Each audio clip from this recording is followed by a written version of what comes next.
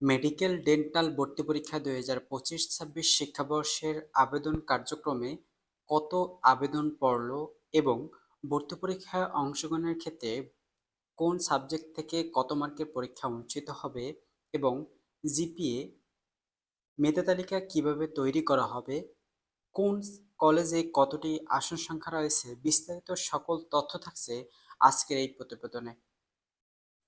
Medical dental ভর্তি পরীক্ষা ২০২৫-২৬ শিক্ষাবর্ষের আবেদন কার্যক্রম, যেখানে আবেদন শুরু হয়েছিল নভেম্বর মাসের ১১ তারিখ সকাল ১০টা থেকে আবেদন শুরু হয়েছিল, শেষ হয়েছে নভেম্বর মাসের ২১ তারিখ রাত ১২টা পর্যন্ত আবেদন কার্যক্রম চলছে, অর্থাৎ শেষ হয়েছে।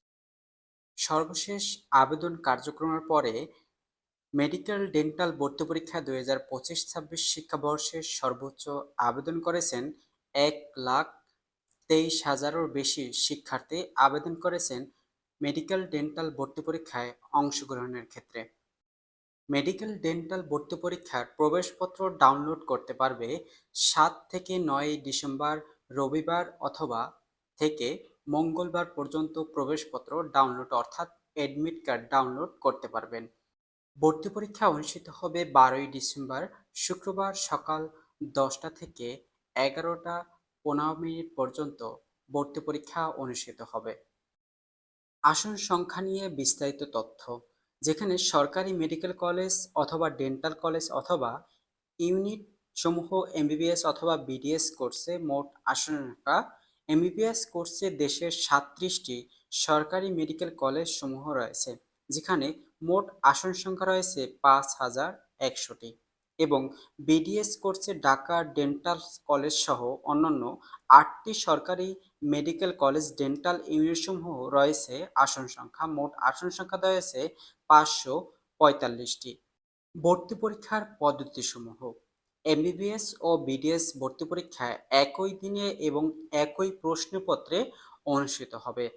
ভর্তি পরীক্ষা অনুষ্ঠিত হবে ১০০ নম্বরের এমসিকিউ পদ্ধতিতে ভর্তি পরীক্ষা অনুষ্ঠিত হবে, যেখানে প্রশ্ন থাকবে জীববিজ্ঞান থেকে ৩০ মার্কস, রসায়ন থেকে ২৫ মার্কস, পদার্থবিজ্ঞান থেকে ১৫ মার্কস, ইংরেজি থেকে ১৫ মার্কস, সাধারণ জ্ঞান থেকে ১৫ মার্কস এবং এ সকল ১০০টি প্রশ্নের মধ্যে ভুল উত্তরের জন্য ০.২৫ নম্বর কাটা যাবে।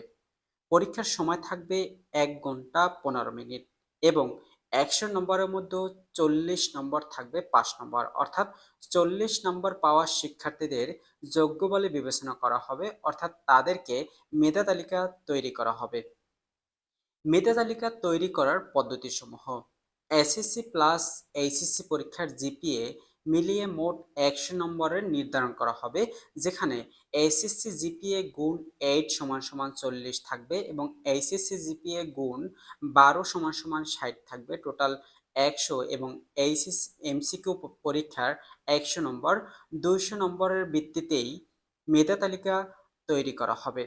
যে সকল শিক্ষার্থী ২০২৪ সালের এইচএসসি পরীক্ষা উত্তীর্ণ করে সেকেন্ড টাইমেরা মেডিকেল ও ডেন্টাল পরীক্ষায় অংশগ্রহণ করবে, তাদের মোট নম্বর থেকে ৩ নম্বর এবং গত শিক্ষাবর্ষে কোনো সরকারি মেডিকেল ডেন্টাল কলেজ ভর্তি থাকা প্রার্থীর ক্ষেত্রে ৫ নম্বর কাটা যাবে।